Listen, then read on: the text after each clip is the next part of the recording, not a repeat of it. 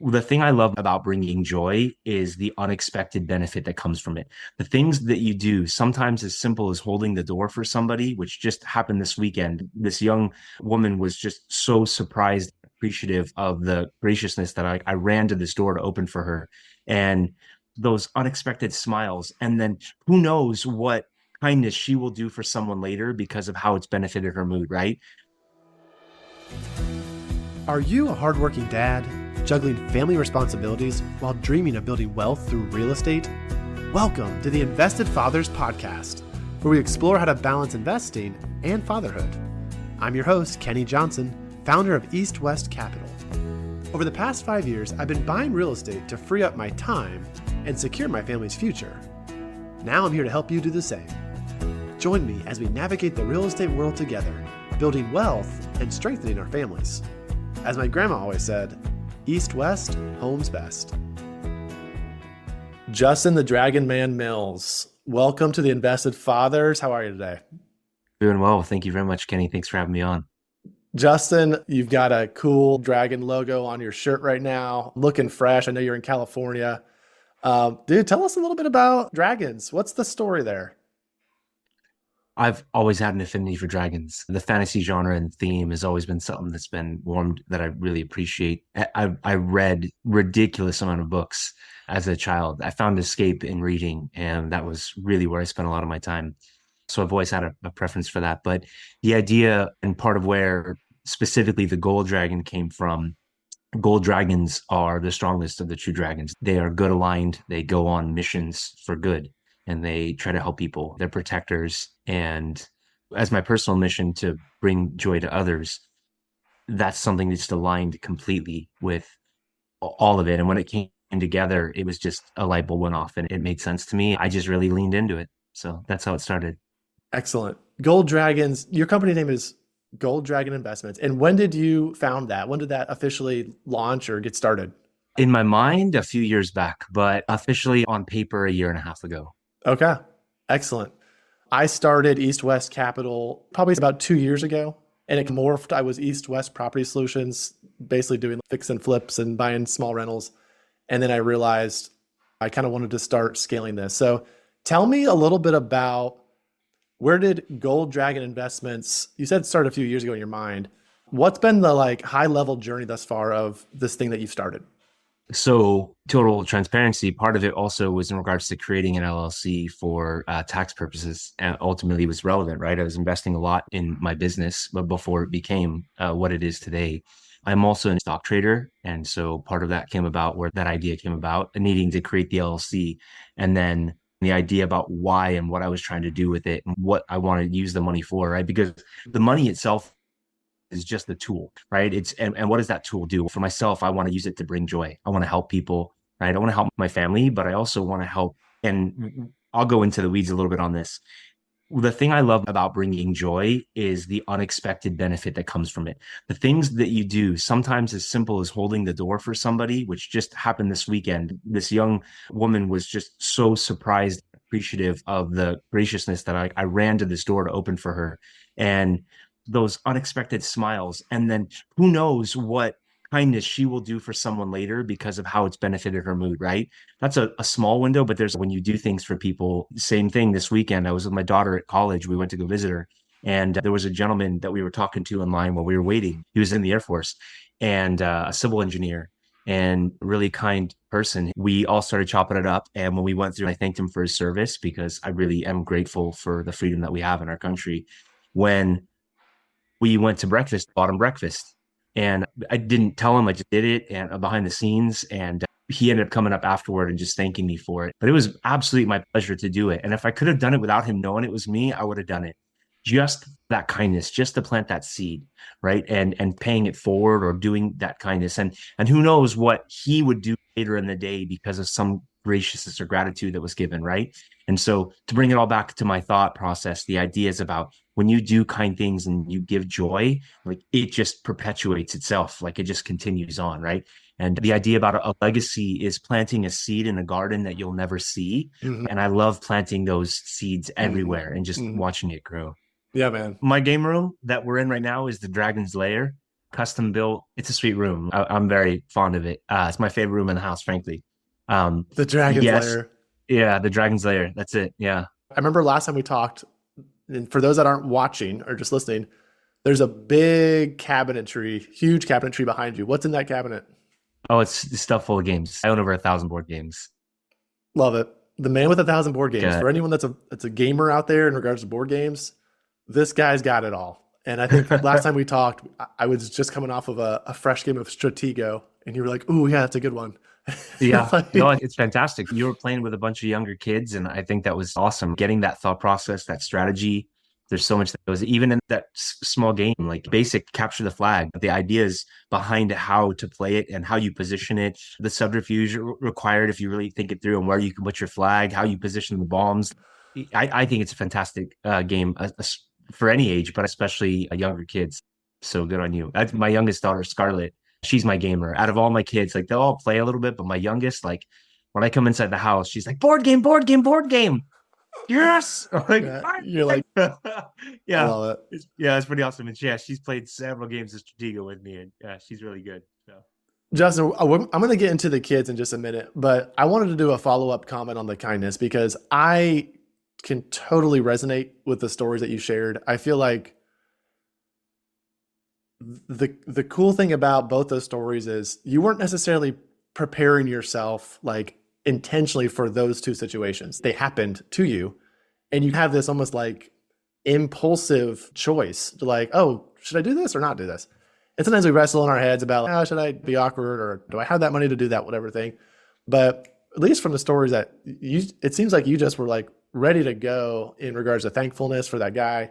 And as well as I'm sure you didn't think twice about buying his meal. You're like, hey, this is something I think is like easy and happy to do it. And the dividends or the return is going to be so much more than whatever that cost was for that meal. kindness is its own reward, but sometimes it pays dividends. And I completely agree with you that leaning in and just doing it was just the right thing to do. And it felt right. And I just did it because it aligns completely with my mission, completely. Yep. But the dividends that come from that, like the way that I felt, the way that he felt about it, the story that I can share here now with you and with the listeners, right? What if that inspires them? And you and I will never know. What if later today someone goes and does something similar to that? And the idea about that legacy, planting that seed, right? That gets me so excited to know that a reality. And if you're listening to this right now, I'm going to encourage you to go do a random act of kindness for somebody today, please. Yeah. For your own sake, for your own joy, go help someone else. I love that. I think as dads, that's something that we can tell our kids, hey, you should do this. But when they see you do it, and that's been a theme that I just am getting pounded and trying to pound in regards to just like lead by example. So when our kids are with us and they see dad holding the door, running to hold the door, or smiling with somebody like the cashier or the drive-through person, or hey, we're going to buy this person's meal. I think that's one of the best rewards that we can get as dads is just having that example that we're living out. Have you been able at this point, I'm sure there's been a lot of situations with your kids that you've taught by example, but anything that's come back in the last few weeks, months where you've seen, oh yeah, like they got this lesson or something? It's so funny enough. Yes. And actually, there's two examples I'll use, and I'll try to keep it brief here.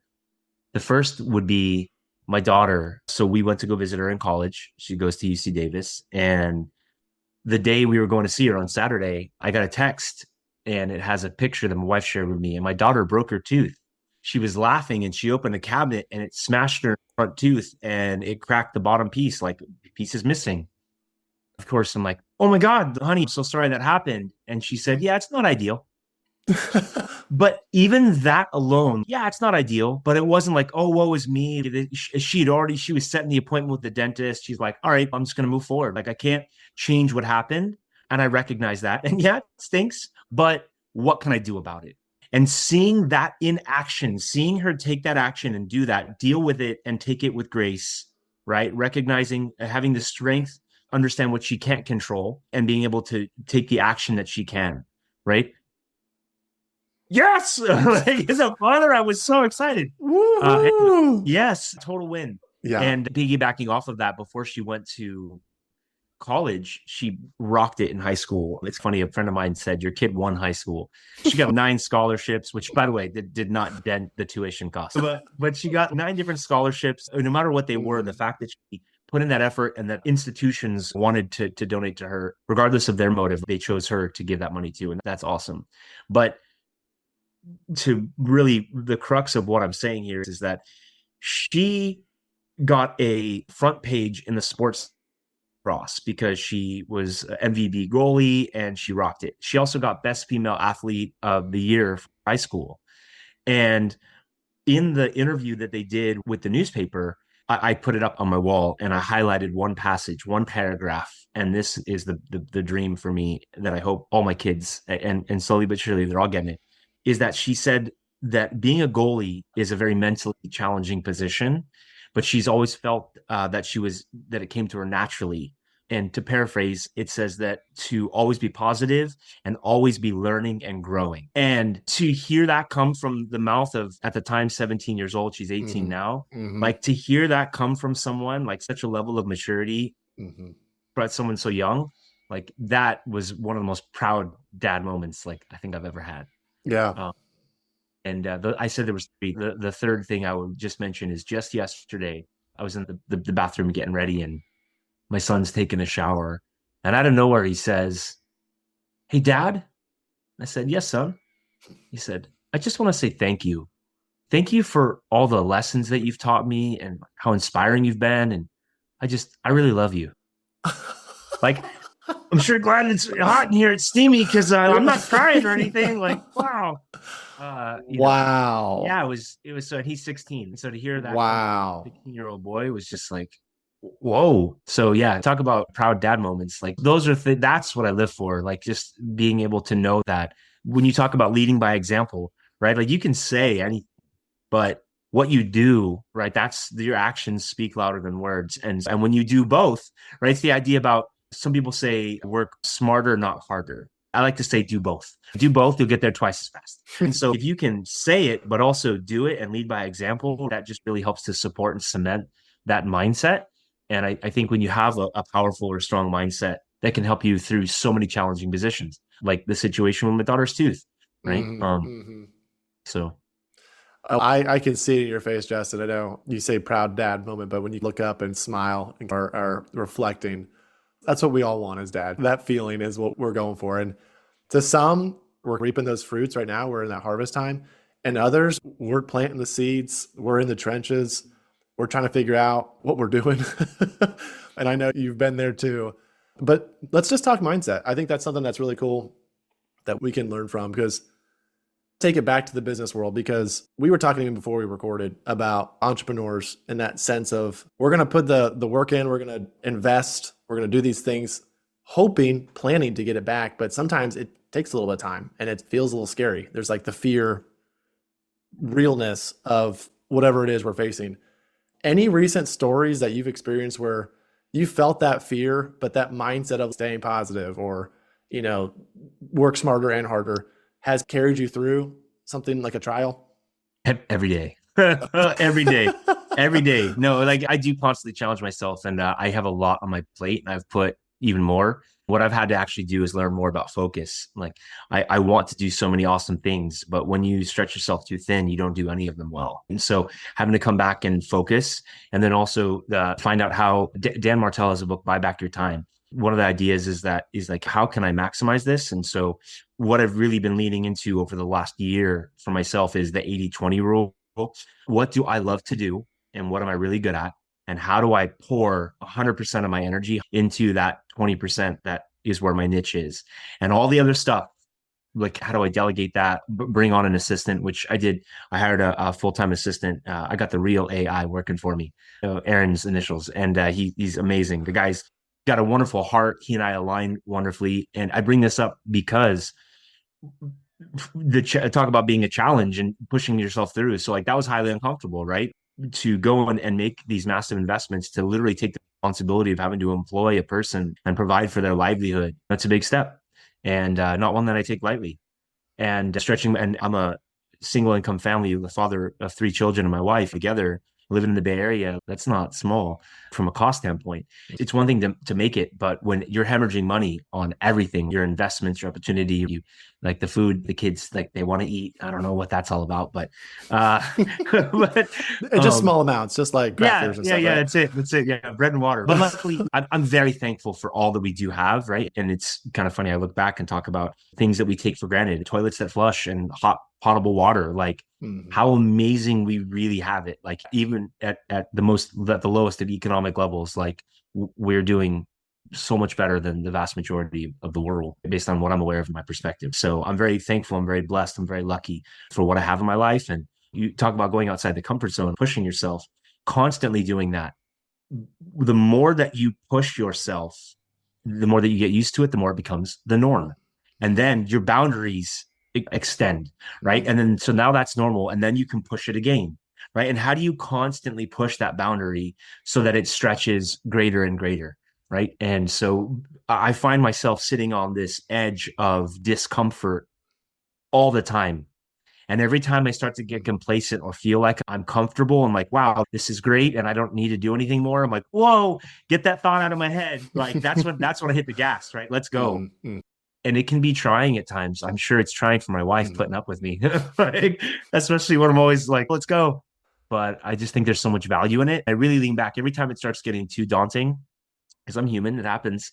I give myself a pep talk. I literally go talk to myself, like not to sound too weird, but I'll go into a room and I'll get inside my head. Sometimes I'll talk out loud and talk through the experience and what can I do. I'll get a pen and paper and I'll write it down. After that brainstorm session, I walk out. I feel like I've got a focused plan. Like I know steps, that actions that I want to take, and then I go take those actions, and then just rinse and repeat. No, love it. In fact, I have not heard someone say that yet in regards to I go in a room and I talk to myself, but I am working with my son right now on saying positive affirmations when he's feeling ready to give up. And am I doing the right thing? I don't know. Like for instance, so we do this dairy allergy thing where he has to drink a glass of milk every day. And when he was first starting it, he would basically say, like, this is hard. I don't like this. And I would say, Moses, say, I am strong. And I don't want to say, I am strong. I am strong. Say it louder. I am strong. And we would do it. And so this was a few years ago, but what he did to my daughter yesterday, she was sad she hit her head on something and she's crying every 2 hours. Moses says to my daughter, Daphne, say, I am strong. And, Oh, yes. and he was doing it to her and she did it. And she was Yeah. doing it. And even like, Good the job, next, Dad. so anyway, so that was my Good job, story. Moses. Good job, Daphne. But I guess what I'd like to know is how often do you do that? And what are like for someone that like maybe wants to try that or has not tried that before, when did you start doing that? And what has been some of the benefits, takeaways? Wow.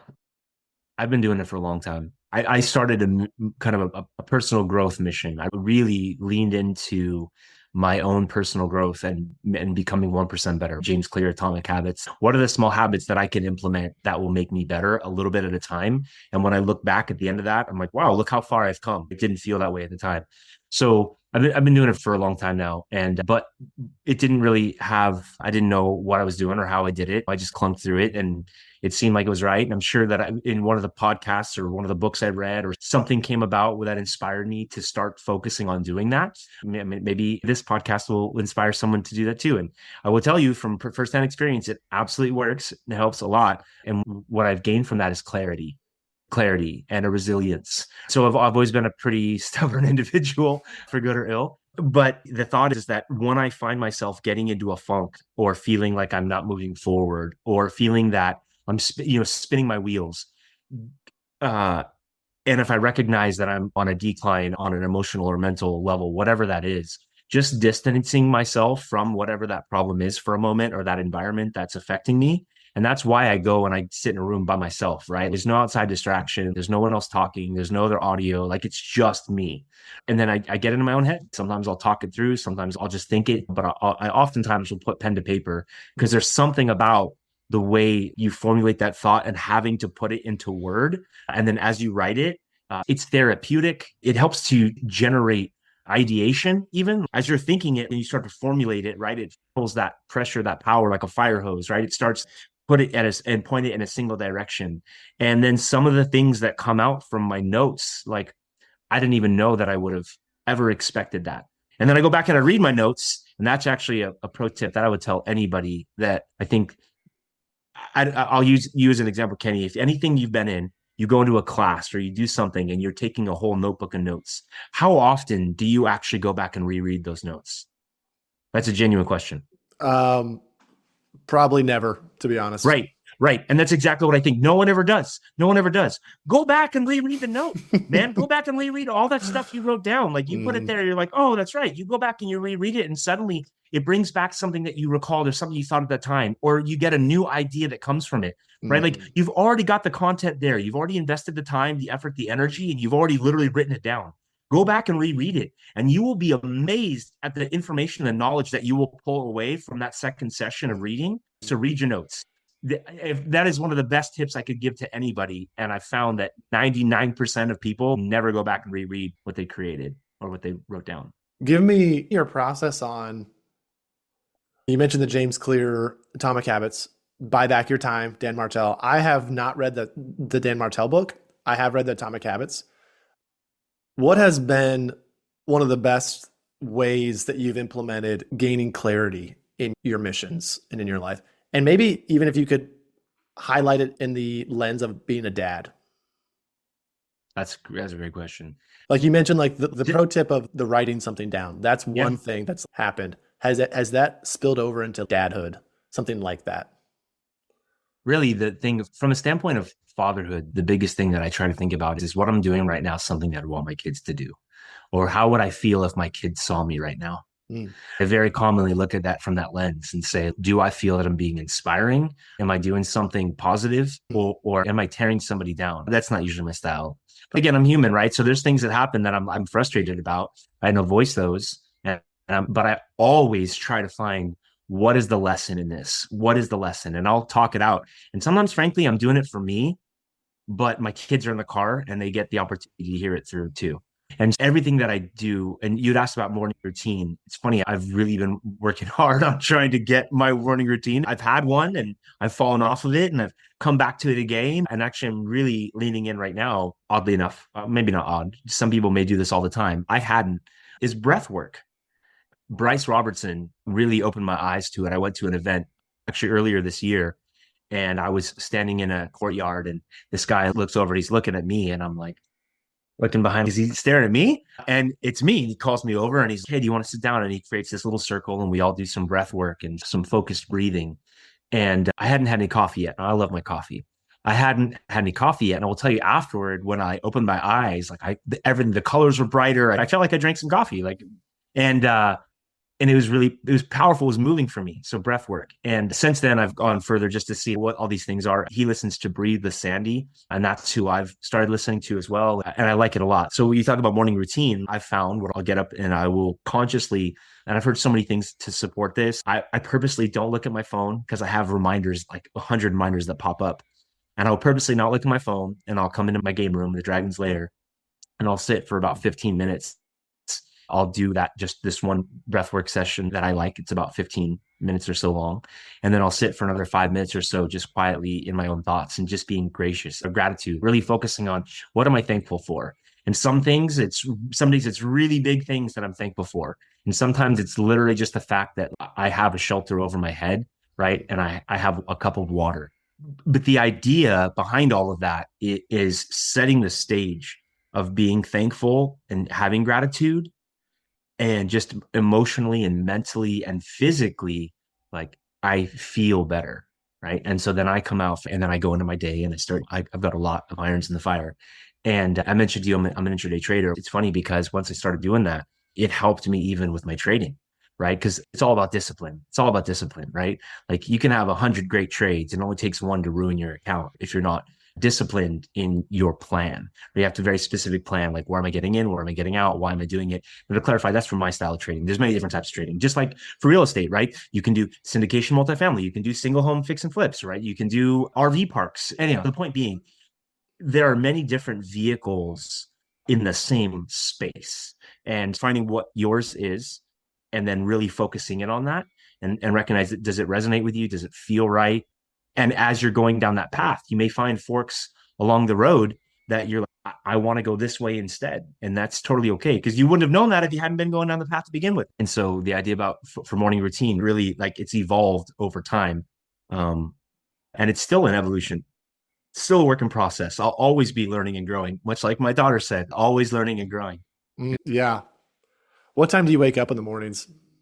I used to get up at 3:45 in the morning. I allow myself to sleep until 4:45. So some days I get up at 4:30, but 4:30 or 4:45 in the morning. Yeah.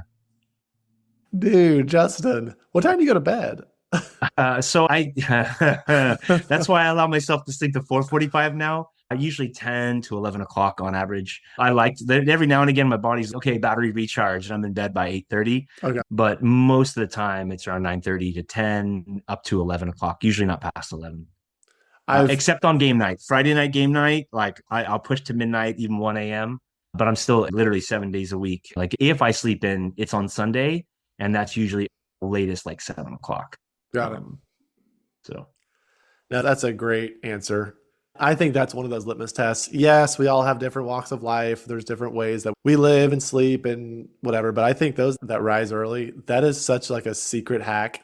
Not even a secret. I just personally find if you're still sleeping until 7 or 8, 7:30, like you're probably missing something that you could be optimizing on. I don't always wake up early. I think I've started waking up around like 5:15. And when I don't get out of bed by that time, it's just a rough start to the day if I'm sleeping in too much. And it all starts with when you're going to bed, which is why I asked both those questions. I also like that you said the exception is Friday game night, then I'll stay up late. That's my time to splurge doing the board games. yep. That's everyone's got a passion or a hobby, right? Something that you really enjoy. Mm. And board games is mine. It's the analytical process, it's the resource management. I love the game. And I don't really care what game it is, frankly. I love all games. I think I like crunchy games more, like ones that are, if you had an infrared camera on the table and everyone's head's pumping red because they're thinking so hard, those are my favorite. Those are my favorite. But this is what actually COVID, the pandemic, when it hit, this is what it taught me. It's not just about the game that I love. It's the camaraderie around the table. It's the people around the table. It's the relationships that we make. It's the stories that we tell. It's talking about our kids. It's talking about how was your work day? What did you do? And really getting those connections. That is one of the biggest drivers that I love about board games is the camaraderie that comes from it. Huge, man. Totally agree. I think there's a thought I have when I walk by the board game section at the store and I'm just like, these are expensive. Goodness gracious. But I think you've really just sold me on go buy another board game. We got 3 or 4 right now. Eventually the kids get burned out on, you have 1,000. So there's no shortage of game and I'm sure you're still buying them. I like to think you are investing. You hear me in trouble. No, baby. No, baby. I'm not. There's a board game budget that just continues to be exceeded. No, it's great. Justin, thank you so much for your time today. I always like to leave with a final takeaway, something for dads. What are some words that you could help us maybe implement this week as a dad? Say yes. Say yes. Your kid comes home and says, "Hey, Dad, can I go to the park?" Yes.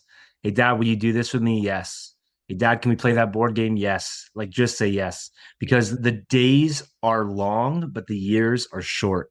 And no matter how tired you might be or how hard your day might have been, like your child may or may not recognize that in your demeanor, but you are their rock and their hero. Spend that time with them, give them that unconditional love.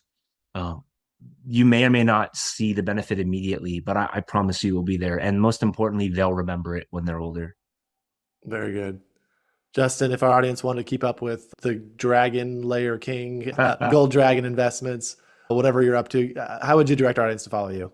LinkedIn is the best source. So you can look me up, Justin Mills 52 under LinkedIn profile and Gold Dragon Investments on other social medias as well. I am starting a podcast myself.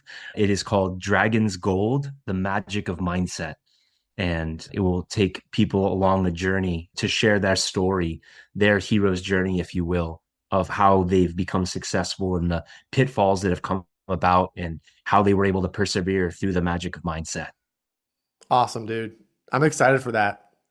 Justin, thanks again for your time today, buddy. Take care. Thank you for having me on. Have a wonderful day, my friend.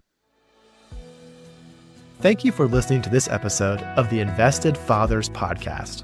If you liked this episode, we would love for you to click subscribe and leave us a 5-star review.